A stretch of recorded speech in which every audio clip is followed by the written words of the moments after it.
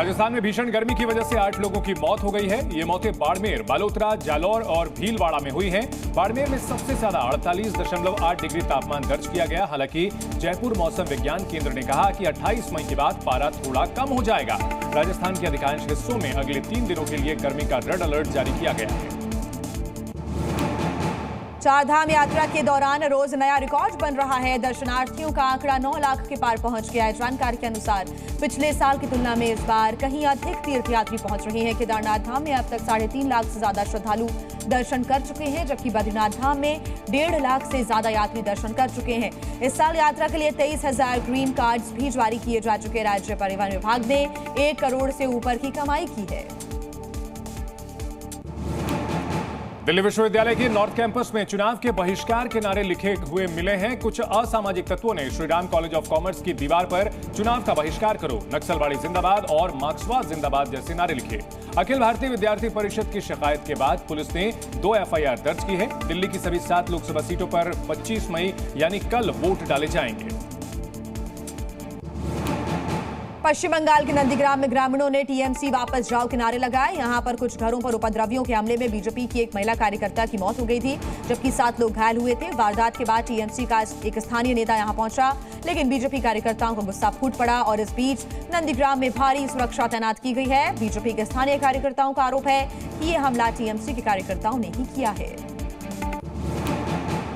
छत्तीसगढ़ में नारायणपुर बीजापुर बॉर्डर के पास जंगल में 7 नक्सली मारे गए। सुरक्षा कर्मियों की एक संयुक्त टीम नक्सल विरोधी अभियान पर निकली थी। इस दौरान खुद को घिरा देख नक्सली रुक रुक कर गोलीबारी करने लगे। जवाबी कार्रवाई में नक्सलियों की मौत हो गई। मौके से कई हथियार बरामद किए गए हैं। जानकारी के मुताबिक नक्सलियों के जंगल में होने का इनपुट मिला था और इसी आधार पर ऑपरेशन शुरू किया गया। प्रधानमंत्री नरेंद्र मोदी ने हरियाणा के महेंद्रगढ़ में रैली की और इस दौरान प्रधानमंत्री ने कहा कि ये चुनाव का पीएम देश का चुनाव और लोग देश का भविष्य चुनेंगे। पीएम ने कहा कि एक और आपका जांचा परखा सेवक मोदी है, दूसरी तरफ कौन है इसका कोई अता पता नहीं है। प्रधानमंत्री ने दावा किया है कि 5 चरण में इंडी जमात का ढोल फट चुका है और ये सब मिलकर ईवीएम को गाली दे रहे हैं। हिमाचल प्रदेश की मंडी लोकसभा सीट से बीजेपी प्रत्याशी कंगना रनौत बीती शाम कुल्लू में बने बिजली महादेव मंदिर पहुंची। कंगना ने महादेव के दर्शन किए और जीत के लिए भगवान से आशीर्वाद मांगा। कंगना रनौत ने सोशल मीडिया पर एक फोटो भी शेयर किया जिसमें वो भगवान बिजली महादेव के दर्शन कर रही हैं। कंगना के सामने कांग्रेस प्रत्याशी विक्रमादित्य सिंह अपनी किस्मत आजमा रहे हैं। आरजेडी नेता तेजस्वी यादव कल बिहार के शिवहर पहुंचे। चुनाव प्रचार के अंतिम दिन पूर्व डेप्यूटी सीएम ने जनसभा को संबोधित किया और आरजेडी प्रत्याशी ऋतु जायसवाल के समर्थन में वोट मांगा। तेजस्वी यादव ने दावा किया कि केंद्र में अगर उनकी सरकार बनती है तो 1 करोड़ लोगों को सरकारी नौकरी मिल सकेगी। इतना ही नहीं, हर महिला के खाते में 1 लाख रुपए भी भेजे जाएंगे और 500 रुपए में लोगों को गैस सिलेंडर तक उपलब्ध होगा। समाजवादी पार्टी के अध्यक्ष अखिलेश यादव ने भारतीय जनता पार्टी पर निशाना साधते हुए कहा कि बीजेपी सरकार गरीबों का माखौल उड़ा रही है और देश में महंगाई चरम पर है। अखिलेश ने दावा किया कि नौजवान बेरोजगार हैं, ऐसे में इस बार जनता जन विरोधी सरकार को उखाड़ फेंकने का काम करेगी। अखिलेश जौनपुर से अपने प्रत्याशी बाबू सिंह कुशवाहा का प्रचार करने पहुंचे थे।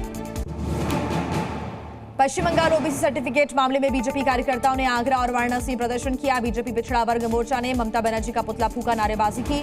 बीजेपी नेताओं का ऐसा कहना है कि ममता बनर्जी असंवैधानिक तरीके से ओबीसी वर्ग का आरक्षण मुसलमानों को देकर तुष्टीकरण और वोट बैंक की राजनीति करना चाहती है।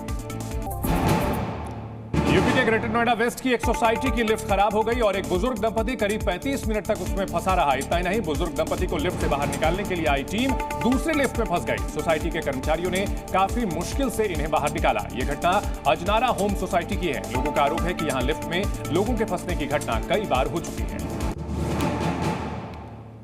यूपी के अलीगढ़ की साथा चीनी मिल में भ्रष्टाचार का एक अनोखा मामला सामने आया। यहां पर रहने वाले बंदर 1 महीने में 35 लाख रुपए की चीनी खा गए। ऑडिट रिपोर्ट में आपत्ति के बाद मिल प्रबंधन की ओर से यह जवाब दिया गया है। बता दें कि जिले की एकमात्र साथा चीनी मिल बंद चल रही है। पिछले दिनों अधिकारियों ने मिल का ऑडिट कराया था और ऑडिट टीम के मुताबिक 1137 क्विंटल चीनी रहस्यमय तरीके से गायब हो गई। श्रीनगर की डल झील में एक इन्फ्लेटेबल एक्वा पार्क बनाया गया है। इस पार्क में मनोरंजन की कई सुविधाएं दी गई हैं। फ्लोटिंग एक्वा पार्क के प्रबंधक ने बताया कि यह सुविधा हाल ही में शुरू की गई है और हर उम्र के लोगों को आकर्षित कर रही है। वाटर स्पोर्ट्स के शौकीनों को ट्रेनिंग देने के लिए ट्रेंड कर्मचारियों की तैनाती की गई है। राजस्थान में भीषण गर्मी का दौर जारी है। दिन के साथ साथ रातें भी गर्म होती जा रही हैं। मानो लू की वजह से आसमान से आग बरस रही हो। प्रदेश के कई जिलों में 45 डिग्री के पार पारा रिकॉर्ड किया गया है। मौसम विभाग के अनुसार गुरुवार को बाड़मेर राजस्थान का सबसे गर्म शहर रहा। बाड़मेर में 48.8 डिग्री सेल्सियस तापमान दर्ज किया गया। इसके अलावा झुंझुनू में पारा 46 डिग्री के पार रिकॉर्ड किया गया। गर्मी के बड़े असर के बाद अब आमजन में राहत देने के लिए सड़कों पर पानी का छिड़काव भी किया गया। जम्मू कश्मीर के जम्मू संभाग में अधिकतम तापमान 42 डिग्री सेल्सियस के पार दर्ज किया गया। तापमान बढ़ने से लू का प्रकोप बना हुआ है। इस वजह से लोगों का घर से निकलना मुश्किल हो गया है। लू को देखते हुए स्कूलों का समय पहले ही बदला जा चुका है। वहीं प्रचंड गर्मी के बीच हिमाचल प्रदेश के बिलासपुर समेत कई जिलों में झमाझम बारिश दर्ज की गई। इससे लोगों को गर्मी से थोड़ी राहत जरूर मिली है। पूरे देश में इन दिनों मौसम के दो रूप देखने को मिल रहे हैं। उत्तर भारत में जहां गर्मी का कहर जारी है, तो वहीं दक्षिण भारत के राज्यों में भारी बारिश की चेतावनी जारी की गई है। इस बीच मौसम विभाग के अधिकारियों ने कोलकाता और तटीय इलाकों के लिए अलर्ट जारी कर दिया। आईएमडी ने कई शहरों के लिए ऑरेंज अलर्ट भी जारी किया है। मौसम विभाग के अनुसार 26 मई को चक्रवाती तूफान पश्चिम बंगाल और बांग्लादेश के तट पर पहुंच सकता है। केरल में भारी बारिश के कारण लोगों का बाहर निकलना मुश्किल हो गया है। केरल के एर्नाकुलम, कोट्टायम जैसे शहरों में लगातार बरसात हो रही है। खासकर एर्नाकुलम के कुछ हिस्सों में तेज बारिश के बाद जलभराव की स्थिति बन गई है। सड़कों पर पानी जमा होने की वजह से गाड़ियों की रफ्तार पर भी ब्रेक लग गया। लोगों को आने जाने में काफी परेशानी हो रही है। केरल के कई इलाकों में मूसलाधार बारिश जारी है। मौसम विभाग ने कुछ जिलों के लिए रेड अलर्ट भी जारी किया है। मौसम विभाग के अनुसार आज और कल अलग अलग स्थानों पर भारी बारिश होने की संभावना है। इस बीच गुरुवार को केरल के तिरुवनंतपुरम शहर में तेज बारिश देखने को मिली, जिसके कारण सड़कों पर गाड़ियों की आवाजाही पर भी असर पड़ा। ईरान के राष्ट्रपति इब्राहिम रईसी को मशहद शहर में नूरानी दरगाह के पास दफनाया गया। मशहद वही शहर है जहां रईसी का जन्म हुआ था। मीडिया रिपोर्ट्स की माने तो रईसी की शव को सुपुर्द खाक किए जाने से पहले उनकी अंतिम यात्रा में तकरीबन 30 लाख लोग शामिल हुए। उनके हाथ में ईरान का झंडा और रईसी की तस्वीरें थी। जानकारी के मुताबिक दुनिया भर से करीब 68 देशों के नेता डिप्लोमैट्स ने रईसी को श्रद्धांजलि दी। मेक्सिको में चुनावी रैली के दौरान बड़ा हादसा हुआ। स्टेज गिरने की वजह से कम 9 लोगों की मौत हो गई। इस हादसे में 50 से ज्यादा लोग घायल भी हुए हैं। मरने वालों में एक बच्चा भी शामिल है। आपको बता दें कि यह हादसा मेक्सिको के नुएवो लियोन राज्य में हुआ। राष्ट्रपति प्रत्याशी मिनेज ने बताया कि तेज हवा चलने की वजह से यह एक्सीडेंट हुआ। मौसम विभाग ने पहले से कोई सूचना नहीं दी थी। अमेरिका के फ्लोरिडा में टोर्नेडो ने भारी तबाही मचाई है। तेज बारिश के बाद कई घर पानी में डूब चुके हैं। हजारों लोग बेघर हो चुके हैं। तबाही की तस्वीरों को देखकर लगता है कि मानो पूरा शहर भयंकर तूफान की चपेट में आया हो।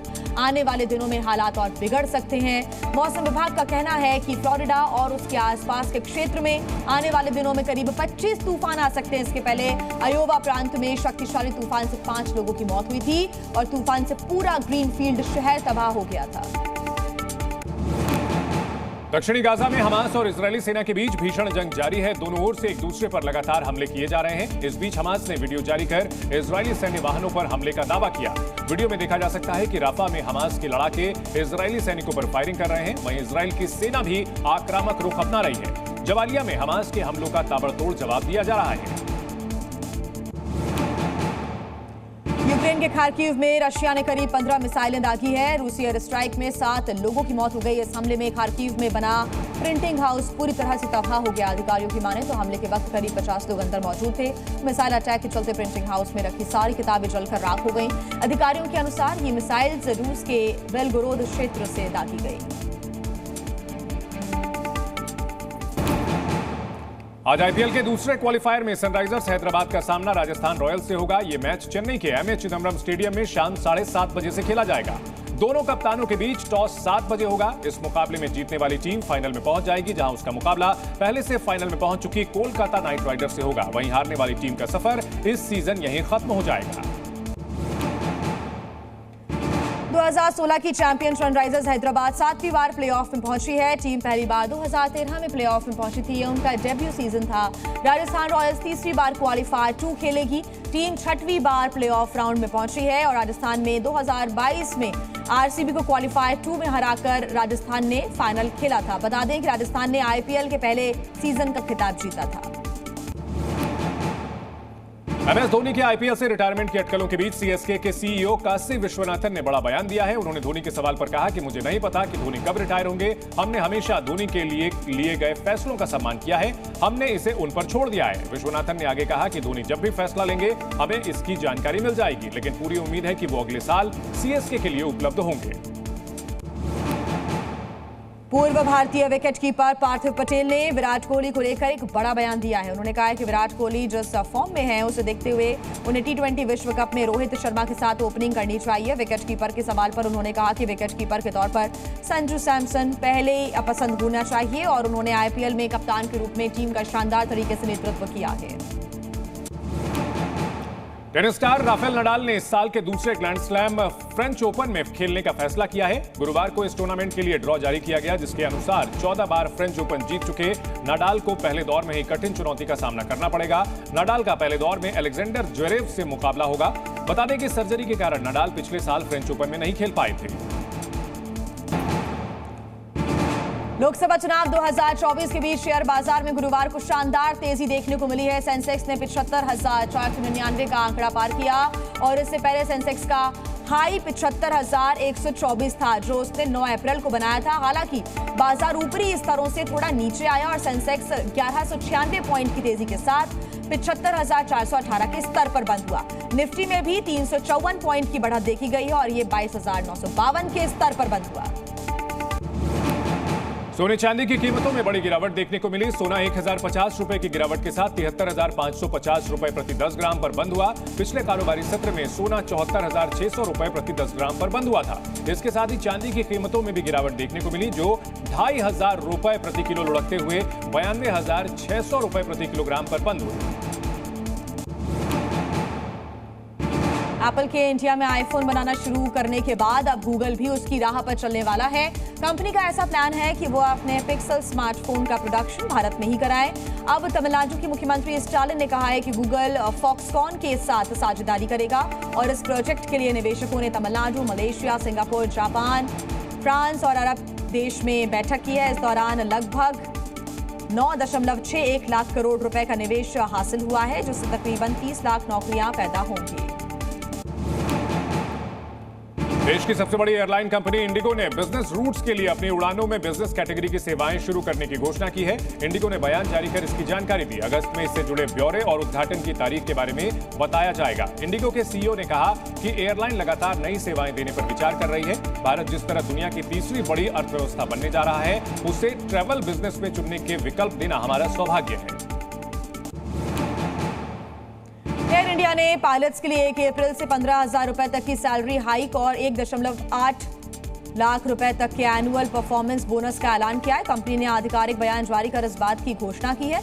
एयरलाइन ने फर्स्ट ऑफिसर से सीनियर कमांडर तक प्रति माह फिक्स्ड पे में 5,000 रुपए से 15,000 रुपए तक की बढ़ोतरी की है। जूनियर फर्स्ट ऑफिसर से लेकर सीनियर कमांडर तक के लिए 42,000 रुपए से 1.8 लाख रुपए के बोनस की घोषणा की गई है।